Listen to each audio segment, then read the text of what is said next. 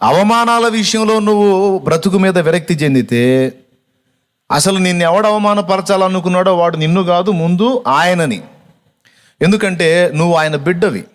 ఇప్పుడు నా బిడ్డని ఎవడైనా రోడ్డుకు లాగి గందరగోళం చేస్తుంటే ఫస్ట్ అవమానం ఎవరికి? వాడికి కాదు, నాకు. నేను ఫీల్ అవుతా. కాబట్టి నిన్ను ముట్టినవాడు నా కంటి పాపను ముడుతున్నాడని వాగ్దానం చేసినోడు ఉన్నాడు. నువ్వు ఒక్కటే, ప్రభా రేపు వచ్చి వాడు రోడ్డుకు లాగుతాను అంటున్నాడు, నాకు తెలియదు, నీ పరువే పోయిద్ది అని చక్కగా నువ్వు దేవుని వైపు చూడు. నిజంగా నిన్ను దేవుడు అవమానానికి అప్పగిస్తే అవమానం సహించు. ఆ అవమానానికి ప్రతిగా గొప్ప పూదండ, గొప్ప విజయాన్ని దేవుడు నీకు ఇవ్వబోతున్నాడని నమ్ము. హల్లెలూయా. వింటున్నారా వాళ్ళు? నీకు దేవుడు గొప్ప బహుమానాన్ని ఇస్తాడు. నీవు మోసిన నిందకు ప్రతిగా పూదండ ప్రభువు ఇచ్చునులే. నీవు పొందిన వేదనలన్నీ త్వరలో తీరిపోవునులే. నీ స్థితి సిగ్గుపడే దినమొచ్చేనులే. నీ స్థితి చూచిన వినవారే సిగ్గుపడే దినమొచ్చేనులే. విడుదల సమీపించెను, నీకు వెలుగు ఉదయించును. విడుదల సమీపించెను, నీకు వెలుగు ఉదయించును. చెమ్మగిల్లు కళ్ళల్లోన కన్నీళ్ళెంత కాలం, కష్టాల బాటలోనే సాగదు పయనం. విడుదల సమీపించెను, నీకు వెలుగు ఉదయించును. విడుదల సమీపించెను, నీకు వెలుగు ఉదయించును. ఆత్మహత్య అనే ఆలోచన తొందరపడి ఎవరు కూడా చేయడానికి వీల్లేదు. ఎన్ని బాధలైనా మనం పడదాం, అవమానాలైనా పడదాం. మనల్ని అవమానపరిచే ముందు అవమానం ఎవరికి? డాడీకి. ఎవరు మన డాడీ? ఎవరు వస్తారా? నీ బాబు అంటాడు ఒక్కొక్కడు. అవునరా, నా బాబు ఉన్నాడురా, పైన కూర్చొని ఉన్నాడు, నీ తాట తీస్తాట అనుకొని ఆనందపడటమే నువ్వు. వాడు ఎంత అవమానపరిస్తే అవమానం పొందటమే నువ్వు సంతోషంగా నవ్వుకుంటా పొందటమే. ఎందుకంటే వాడి జుట్టు ఊడగొడతాడు, అనుమానం లేదు అందులో. హల్లెలూయా. నిన్ను హెచ్చించటం ఖాయం, అవమానపరిచిన వాళ్ళు ఇబ్బంది పడటం ఖాయం. కాబట్టి చేయనే, ఎన్ని అవమానాలన్నా చేయని, మొత్తం మౌనంగా సహించు. వారిని నీ పాదముల చెంత పడవేసే సత్తా నీ దేవుడికి ఉందని గుర్తుపెట్టుకో ఎప్పుడైనా సరే. దేవునికి స్తోత్రం కలుగునుగాక. కాబట్టి అవమానాలను బట్టో ఇతరాత్రా దేన్ని బట్టో ప్రాణం తీసుకోవద్దు. ఓకే, లేముంది, దరిద్రత ఉంది, ఇంట్లో జరగట్లేదు, ఏం చింతపడదు. మోకాళ్ళుని ప్రార్థన చేయి. దేవుణ్ణి నమ్మితే, నిజంగా నీకు విశ్వాసం ఉంటే ప్రార్థన చేయి. కాకులు చేస్తాయి అవసరమైతే. ఏలియాకి తోడై ఉన్న దేవుడు నీకు తోడై ఉండడా? ఆల్రెడీ నీవు ఎన్నోసార్లు పోషింపబడ్డావు. కఠినమైన కష్టంలో ఎన్నోసార్లు నువ్వు ప్రార్థన ద్వారా ఎన్నో జవాబులు పొందుకున్నావు. నీకు కూడా తెలుసా సంగతి. కాబట్టి ప్రార్థన చేయి. నీకు దరిద్రత ఉంటే తీసేస్తాడు దేవుడు, ఎట్లనన్నా నీకు పంపిస్తాడు. అవమానపరిస్తే అప్పజెప్పు దేవునికి, ఆ అవమానాన్ని పూదండగా మారుస్తాడు. నిందకు ప్రతిగా పూదండ అన్నాడు. ప్రేమలో మోసపోతే లక్ష్య పెట్టొద్దు. ఏం ప్రేమ? బుసుబుసు ప్రేమ. ఎవరు నమ్మమన్నారు? పిచ్చి పిచ్చి పనులు చేయొద్దు. రియల్ లవ్ మన ప్రభు అయిన యేసుక్రీస్తుది. హల్లెలూయా.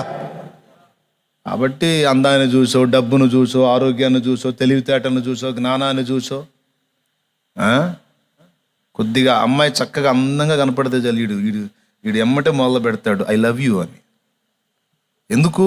ఏం చూసి? ఏం తెలుసురా నా గురించి నీకు? ఏమో ఐ లవ్ యూ. రంగు రంగుల మనకి లేట్ అవుతుందేమో.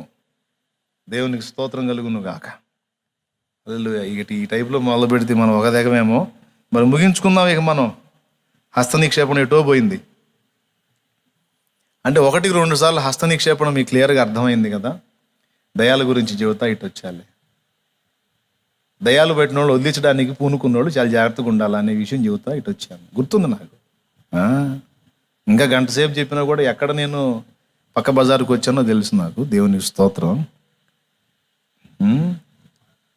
పాడమంటారా?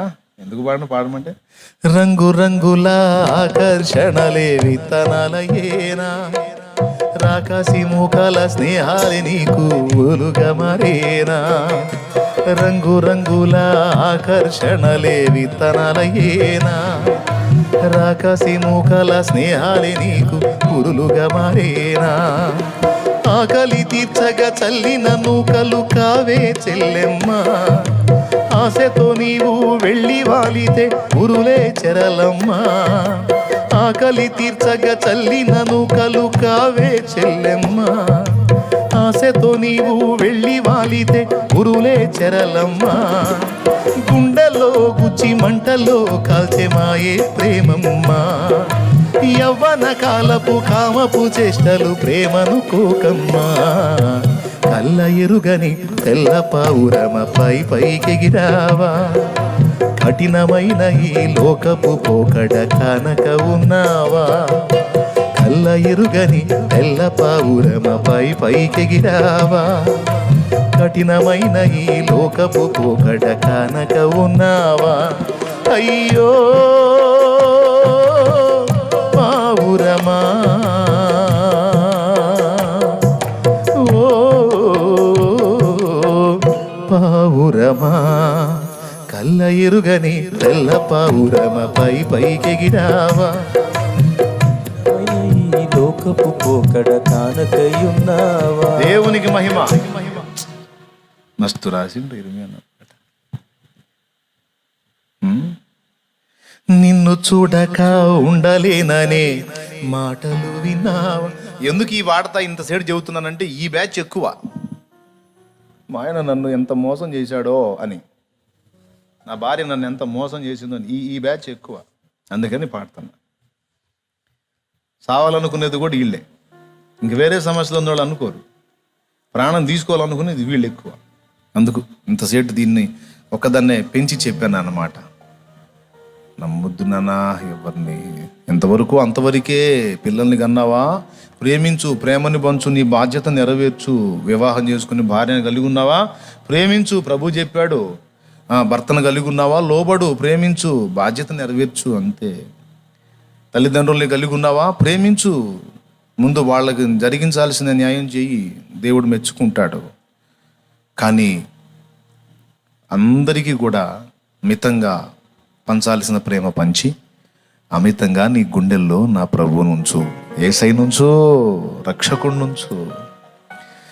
నీ కొరకే తన ప్రాణము పెట్టిన ప్రేమను చూడమ్మా. నిన్ను చూడక ఉండలేని ఆ ప్రేమే నిజమమ్మా. అందరూ నిన్ను మరచిన గాని మరువని స్నేహితుడే. చెల్లి, తమ్ముడు, కొందరిలాగా మధ్యలో నిన్ను విడువని ప్రేమికుడే. రక్తము పోసి ప్రేమలేఖ నీకు రాసిన నీ ప్రియుడే. రక్షణనిచ్చి రాణిగా చేసే యేసురాజుగనుడే. రక్షణనిచ్చి రాజుగా నిలిపే యేసురాజుగనుడే. కళ్ళ ఎరుగని తెల్ల పావురమ పైకెగిరావా? కఠినమైన ఈ లోకపు పోకడ కానక ఉన్నావా? కళ్ళ ఎరుగని తెల్ల పావురమ పైకెగిరావా? కఠినమైన ఈ లోకపు పోకడ కానక ఉన్నావా? దేవునికి స్తోత్రం.